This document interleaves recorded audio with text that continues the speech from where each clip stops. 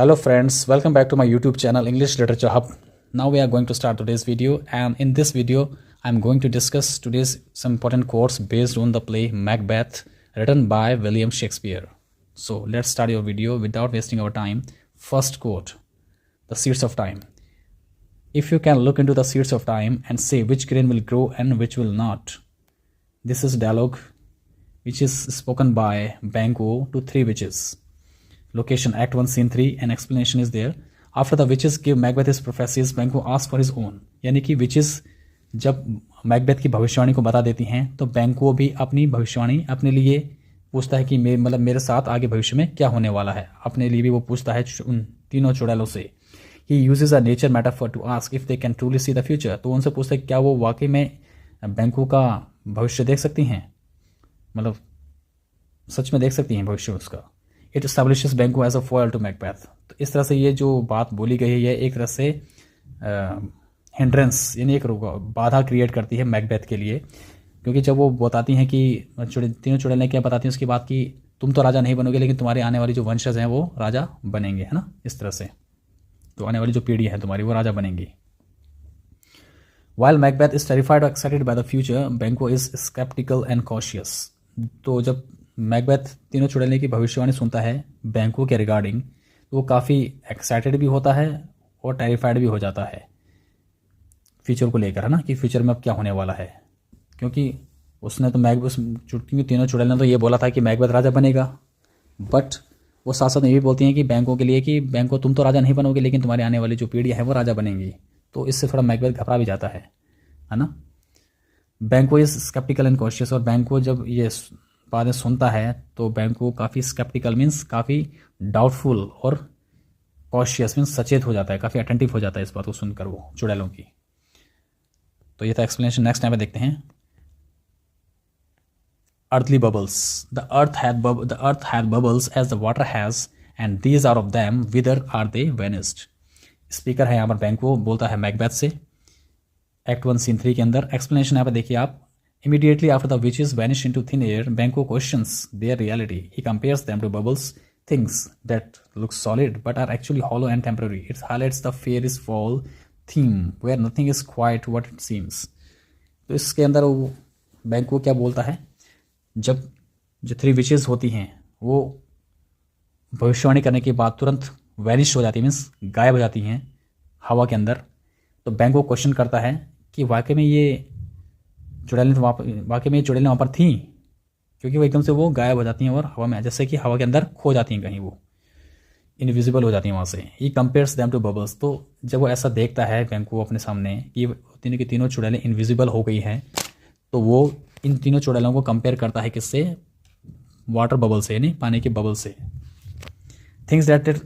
Things that look solid but are actually hollow and temporary. जैसे कि जो आपका पानी का बबल होता है वो दिखने में तो सॉलिड लगता है लेकिन अंदर से क्या होता है वो हॉलो होता है और टेम्पररी होता है, यानी खोखला होता है और टेम्पररी होता है. इस तरह से उसको वो तीनों चुड़ैलों का जो गायब होना भी उसको कुछ इस तरीके से ही नज़र आता है यहाँ पर. It highlights the fair is foul theme where nothing is quite what it seems. तो ये जो चुड़ैलों का गायब होना ये किस चीज़ को शो करता है यहाँ पर, फेयर इज फॉल, यानी जो दिख रहा है अच्छा वो फॉल है, यानी वो ख़राब है. Where nothing is quite what it seems. तो कोई भी चीज़ क्या है यहाँ पर कंप्लीट नहीं है, जो कि सामने जो चीज़ नज़र आ रही है वो भी सच नहीं है. उसके कहने का मतलब ये है बैंको का. नेक्स्ट यहाँ पर देखते हैं the insane root versus things here as we do speak about और have we eaten on the insane root that takes the reason prisoner. यहाँ पर स्पीकर है आपके बैंको बात कर रहे हैं मैकबेथ से. लोकेशन है आपकी एक्ट 1 सीन 3 के अंदर. एक्सप्लेनेशन देखते हैं यहाँ पर. Still reeling from the encounter Banquo wonders if they have hallucinated. The ancient root like hemlock or henbane represent a loss of sanity. He is worried that their senses have failed them, a foreshadowing of the hallucinations Macbeth will later face. यहाँ पर जो बैंको है वो क्या बोलता है, जब वो तीनों चुड़ैलें वहाँ से गायब हो जाती हैं भविष्यवाणी करने के बाद, तो बैंको को सरप्राइज़ होता है, वो वंडर हो जाता है. वंडर्स में तो उसको थोड़ा सरप्राइज़ होता है कि इसको बैंको को और मैकबेथ को हेलुसिनेट किया गया है. मीन्स हेलुसिनेट करने का मतलब होता है उनको भ्रम में डाल देना, उनको भ्रमित किया गया है. जैसे कि किसी इंसियन रूट, यानी इंसियन रूट का मीनिंग यहाँ पर है हेमलॉक से. हेमलॉक यानी कि जो आपका जो एक जहरीला पौधा होता है हेमलॉक, जिसको आप भगवान शिव में भी चढ़ाते हो, धतूरा, उसको बोलते हैं हेमलॉक। तो जो उसके जो बीज होते हैं उसको खाने के बाद आदमी थोड़ा सा पागल सा हो जाता है इस तरह से, है ना, क्योंकि वो उस टाइप का जहरीला टाइप का पौधा होता है वो। तो बैंको बोलता है कि जो इंसियन रूट, क्या उन्होंने इंसियन रूट को खा लिया है ना, क्योंकि जो उनका दिमाग, इंसियन मीन्स पागल, इंसियन के मीनिंग लिटरल मीनिंग होता है पागल, है ना। तो जिस तरह से आदमी हेमलॉक को खाकर पागल हो जाता है, क्या वो भी अनकॉन्शियस से हो गए हैं? मतलब क्या उन्होंने अपना जो कॉन्शियसनेस है वो खो दिया उन्होंने? क्या उनका दिमाग काम नहीं कर रहा है? क्या उनके सेंसेस काम नहीं कर रहे हैं? He is worried that their senses have failed them. उनको ऐसा लग रहा है कि उनके जो सेंसेस हैं वो काम करना उन्होंने बंद कर दिया है। A foreshadowing of the hallucination Macbeth will later face. और इसी का जो आने वाले समय में, फॉरशैडोइंग मीन्स इसी में जो आने वाला जो समय है उसमें जो मैकबेथ को भी हेलुसिनेशन फील होता है आगे आने वाले कुछ समय के बाद, जिसमें वो एक खंजर को अपनी तरफ आते हुए देखता है ना। वो भी इसमें हेलुसिनेशन का ही पार्ट है एक आपका। तो ये था एक्सप्लेनेशन। नेक्स्ट यहाँ पे देखते हैं आगे, quote number 4, the mind's construction. There is no art to find the mind's construction in the face. Speaker है यहाँ पर किंग डंकन, एक्ट 1 सीन 4 के अंदर ये आपका डायलॉग है। एक्सप्लेनेशन देखते हैं यहाँ पर। Duncan is reflecting on the betrayal of the former thane of Cawdor. He laments that you cannot tell what a person is thinking just by looking at them. This is deeply ironic because he says this just as Macbeth, the new thane of Cawdor, who is already plotting Duncan's death, enters the room.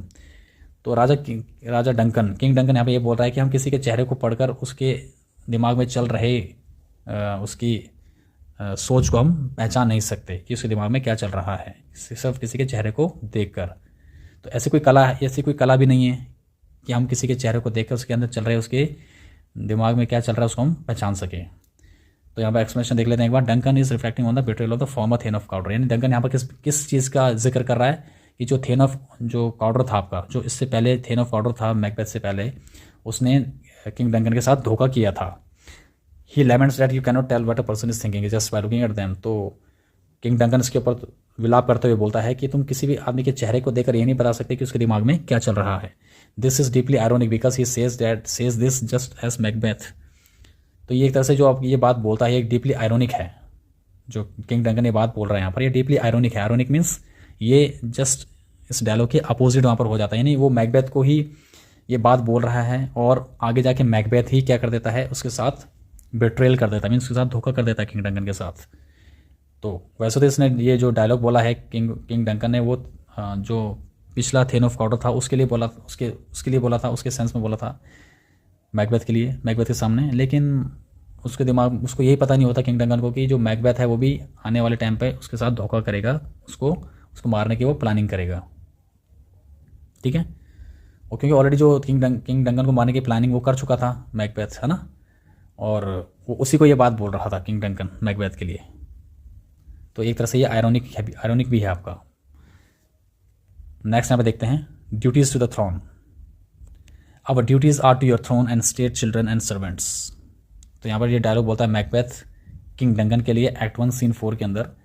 Explanation देखते हैं यहाँ पर। Macbeth is performing the role of a loyal subject. He tells Duncan that serving the king is like a child father child relationship. This is a height of hypocrisy as Macbeth is already thinking of the murder in his private asides. तो जो Macbeth है यहाँ पर एक loyal subject का role play कर रहा है, मीन्स एक अच्छे दरबारी का रोल प्ले कर रहा है यहाँ पर। ही tells Duncan that serving the king is like a father child relationship. वो डंकन को बोलता है कि जो राजा ही सर्विंग, मतलब जो आपका मैकबेथ है वो किंग डंकन को सर्व कर रहा है, जैसे कि कैसे सर्व कर रहा है, जैसे कि एक फादर और चाइल्ड का रिलेशनशिप होता है, वैसे ही वो डंकन और मैकबेथ के रिलेशनशिप को शो कर रहा है यहाँ पर कि बाप और बेटे का रिलेशनशिप जैसा उसको वो दिखा रहा है, किंग डंकन और मैकबेथ के रिलेशनशिप को। This is a height of hypocrisy. तो ये एक तरह से पाखंड का, मतलब एक तरह से बहुत बड़ा पाखंड है ये। As Macbeth is already thinking of the murder in his private asides. तो वो अपने कुछ प्राइवेट असाइड्स के अंदर ही ऑलरेडी इस बात को क्लियर कर चुका है कि वो अब किंग डंकन को मारने वाला है, उसकी हत्या करने वाला है। लेकिन यहाँ पर वो कुछ अपने आप कुछ और ही शो कर रहा है कि वो किंग डंकन को अपना क्या बता रहा है, पिता जैसा बता रहा है, और खुद को उसका बेटा बता रहा है। तो एक तरह से ये हिपोक्रेसी है, यानी पाखंड है, एक तरह से पूरी तरह से ये बहुत बड़ा पाखंड है। तो ये था एक्सप्लेनेशन। नेक्स्ट यहाँ पर देखते हैं quote number 6। If it were done quickly, if it were done when it is done, then it were well, it were done quickly. Speaker Macbeth soliloquy. Macbeth हम सोलिलोक्वाई बोलता है यहाँ पर एक्ट 1 सीन 7 के अंदर। एक्सप्लेनेशन देखते हैं यहाँ पर। Macbeth is contemplating the murder of Duncan. He wishes the act could be over and done with without any consequences or after effects. He knows that blood will have blood and he is terrified of the cycle of violence he is about to start. तो यहाँ पर जो dialogue है वो बोला गया Macbeth के द्वारा एक्ट 1 सीन 7 के अंदर। मैकबेथ यहाँ पर सोच रहा है, विचार कर रहा है किंग डंकन को मारने का। कंटेम्पलेटिंग का मतलब होता है किसी चीज़ के बारे में सोचना, थिंकिंग अबाउट, है ना। He wishes the act could be over and done with without any consequences or after effects. तो वो ये विश करता है कि जो वो अब काम करने जा रहा है, यानी वो किंग डंकन की हत्या करने का जो प्लान वो बना रहा है, इस प्लानिंग का, इस एक्ट का कोई भी कॉन्सिक्वेंसेज यानी कोई ख़राब रिजल्ट ना हो और कोई इसका आफ्टर इफेक्ट्स ना हो, यानी इसका उसके ऊपर कोई भी गलत प्रभाव ना पड़े मैकबेथ के ऊपर किंग डंकन को मारने का। He knows that blood will have blood. वो ये इस बात को भी जानता है बखूबी कि खून खून ही मांगता है, यानी कि जब हम गलत काम करेंगे तो हमारे साथ भी गलत ही होगा। He is terrified of the cycle of violence is about to start. वो इस बात को लेकर थोड़ा सा टेरिफाइड भी है, घबराया हुआ भी है कि अगर जो काम करने जा रहा है अभी, यानी किंग डंकन को मारने जा रहा है, इसका इसके ऊपर भी असर पड़ सकता है मैकबेथ के ऊपर। उस बात को लेकर भी थोड़ा सा चिंतित तो है, लेकिन उसने प्लानिंग ऑलरेडी वो कर चुका है कि वो किंग डंकन को मारेगा, उसका मर्डर करेगा। लेकिन उस बात को लेकर चिंतित भी है कि आगे आने वाले समय में उसको इसका परिणाम भी भुगतना पड़ेगा। नेक्स्ट यहाँ पर देखते हैं the defective will. Being unprepared our will became the servant to defect which else should free have wrought. यहाँ पे स्पीकर है आपके मैकबेथ, बोलते हैं मैकबेथ बोलता है बैंको से एक्ट 2 सीन 1 के अंदर। Duncan has arrived at Macbeth's castle. Macbeth apologises to Banquo claiming that because they were caught off guard by the king's arrival they couldn't entertain him as perfectly as they wished. Their will intend to be good host was limited by defect lack of preparation. तो यहाँ पर जो Macbeth है वो बैंको से बोलता है कि उस समय जब ये डायलॉग बोला गया उस समय जो किंग डंकन है वो मैकबेथ के महल में पहुंच चुके हैं वो, और जो मैकबेथ है वो उनसे माफ़ी चाहता है। अपोलोजाइज मीन्स उनसे माफ़ी मांग रहा है बैंको से इस बात के लिए कि वो राजा के साथ बैंको आया है, लेकिन वो इस समय राजा की अच्छी तरीके से खातिरदारी नहीं कर सकता, है ना, नहीं कर पा रहा है, क्योंकि उसके पास इतनी प्रिपरेशन नहीं है, यानी उसने उस तरह से प्रिपरेशन नहीं की है। अचानक से राजा आ गए हैं यहाँ पर और वो एकदम से प्रिपरेशन नहीं कर पाया राजा के स्वागत के लिए, तो इस तरह से वो राजा का परफेक्टली स्वागत नहीं कर पाएगा और उनकी खातिरदारी भी ढंग से वो नहीं कर पाएगा। कौन? मैकबेथ। तो ये था इसका explanation. They could entertain him as perfectly as they wished, यानी जिस तरह से वो सोच रहा था कि मैं राजा का स्वागत करूँगा, उस तरह से वो मैकबेथ जो है वो राजा का, किंग डंकन का स्वागत नहीं कर पाएगा। तो यहाँ पर विल का मीनिंग भी दिया हुआ है, intent to be good host, यानी विल का मतलब है कि यहाँ पर एक अच्छा होस्ट करना, यानी अच्छा मेज़बान बनना, यहाँ पर जो मेहमान नवाजी करते हैं। Was limited by defect. Defect का मीनिंग है यहाँ पर लैक ऑफ प्रिपरेशन, यानी कि जो वो तैयारी करना चाहता था राजा के स्वागत के लिए, वो तैयारी वो नहीं कर पाया। तो ये था एक्सप्लेनेशन। नेक्स्ट टाइम पे देखते हैं quote number 8, claiming to consent. If you shall cleave to my consent when it shall make honour for you. Speaker है यहाँ पर मैकबेथ टू बैंको, बात कर रहे हैं बैंको से एक्ट 2 सीन 1 के अंदर। एक्सप्लेनेशन देखते हैं यहाँ पर। Macbeth is testing Banquo. He is essentially saying if you stick with me and support me when the time comes I will make sure you are awarded. यहाँ पर मैकबेथ बैंको को टेस्ट करते हुए पूछता है कि ये बात बोलता है कि इफ़ यू स्टिक विद मी, अगर तुम मेरे साथ जुड़े रहोगे और मुझे सपोर्ट करोगे, जब समय आएगा तो मैं भी तुम्हें क्या करूँगा, मैं तुम्हारा सपोर्ट करूँगा, मैं तुम्हें रिवॉर्ड दूंगा इस बात का, है ना, तुम्हें इनाम दूंगा इस बात का। बैंकोज रिप्लाई, बैंको रिप्लाई क्या देता है? Honourable and cautious signals to Macbeth that Banquo will not be an accomplice to a crime. तो बैंको इस बात का रिप्लाई देता है एक अच्छे तरीके से सिग्नल देते हुए मैकबेथ को कि बैंको कभी भी क्राइम में, किसी भी तरह के क्राइम में या किसी भी तरह के गलत काम में बैंको मैकबेथ का साथ नहीं देगा। इस बात को बैंको क्लियर कर देता है यहाँ पर अपना जवाब देकर। तो ये था एक्सप्लेनेशन। देखते हैं next quote. A little water clears us of his deed. How easy it is then. Speaker है यहाँ पर लेडी मैकबेथ, मैकबेथ से बोल रहे हैं यहाँ पर एक्ट 2 सीन 2 के अंदर। एक्सप्लेनेशन देखते हैं। Right after Duncan's murder Macbeth is spiraling with guilt. Lady Macbeth dismisses his fears with cold pragmatism. She believes that washing the physical blood of their hands also washes away the moral guilt. This is famously contradicted later in the play.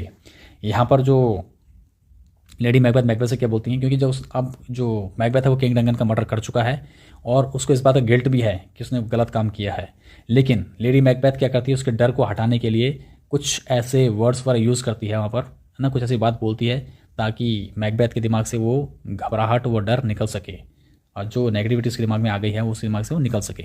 She believes that washing the physical blood of their hands also washes away the moral guilt. तो उसको ऐसा lady Macbeth का ऐसा मानना है कि Macbeth को बोलती है कि अगर तुम अपने हाथ को धो दोगे, जो तुम्हारे हाथ पे जो फिजिकल ब्लड लगा हुआ है नहीं, उसके किंग डंकन के शरीर का जो खून लगा हुआ है, वो खून अगर तुम उसको धो दोगे तो वो खून तुम्हारे हाथ से धुल जाएगा, और तुम्हारे दिमाग से भी जो मोरल गिल्ट है, यानी तुम्हें जो इस बात का एहसास है कि तुमने गलत काम किया है, वो भी तुम्हारे दिमाग से हट जाएगा हाथ धोते ही, है ना।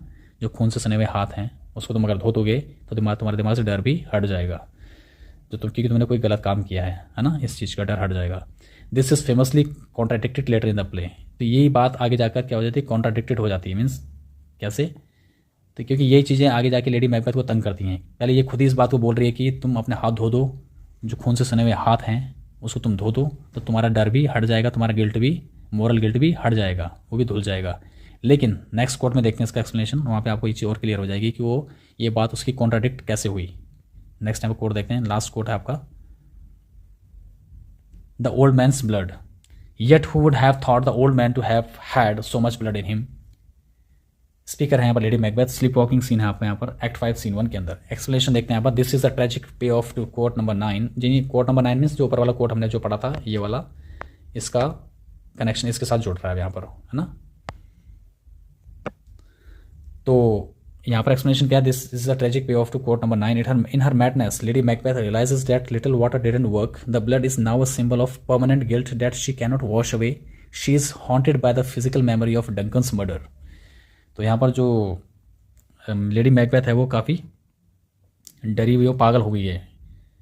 वो क्या बोलती है, वो इस बात को रियलाइज़ करती है कि जैसे मैं पहले बोल रही थी मैकबेथ के लिए कि थोड़े से पानी से हाथ धो दो तो तुम्हारा खून से सना हुआ हाथ भी धुल जाएगा और तुम्हारे जो मोरल गिल्ट है वो भी धुल जाएंगे, लेकिन मेरी इस बात ने बिल्कुल भी काम नहीं किया। Little water didn't work, the blood is now a symbol of permanent guilt. जो खून है वो अब एक परमानेंट गिल्ट का सिंबल बन चुका है, that she cannot wash away, जिसको वो अब कभी भी धो नहीं सकती।